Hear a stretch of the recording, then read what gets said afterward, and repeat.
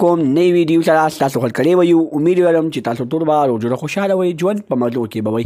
پېښور یا ګټوک مومن آباد کې ډېره زیاته افسوسناکه واقعه رامخې ته شوې ده. یو ظالم تره خپل وراره ډېر زیات بې دردۍ سره قتل کړی دی.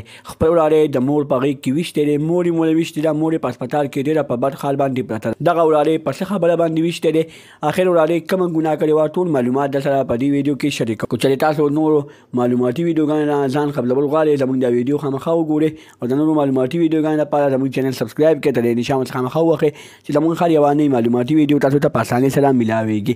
دوستانو، پېښور یا ګټوک مومن آباد کې د ظلم انتها شوې ده. ډېره زیاته افسوسناکه واقعه رامخې ته شوې ده. یو ظالم تره چې نوم یې محسن دی، خپل وراره مدثر ډېر زیات بې دردۍ سره قتل کړی دی.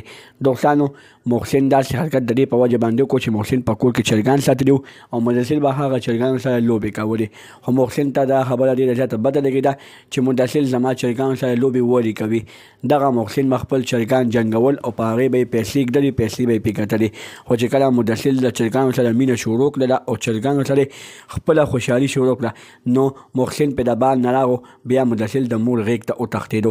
بیا محسن تمانچه راواخیسته او هغه خپل وراره مدثر د مور په غېږ کې ډېر زیات بې دردۍ سره 15 ډزه وویشتو او بیا هغه مور یې مړه وویشته. مور یې په هسپتال کې ډېره په بد حال باندې پرته ده.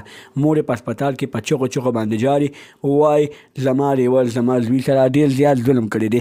زه د حکومت نه دا التجا کوم چې زما لیول ګرفتار کړي او زما لیول ته ښه بدترینه سزا ورکړي. د نورو معلوماتي ویډیوګانو لپاره زموږ چینل سبسکرایب کړئ، تر دې نشان څخه خامخا ووهئ چې زموږ هر یوه نوې معلوماتي ویډیو تاسو ته په اسانۍ سره میلاویږي. والسلام.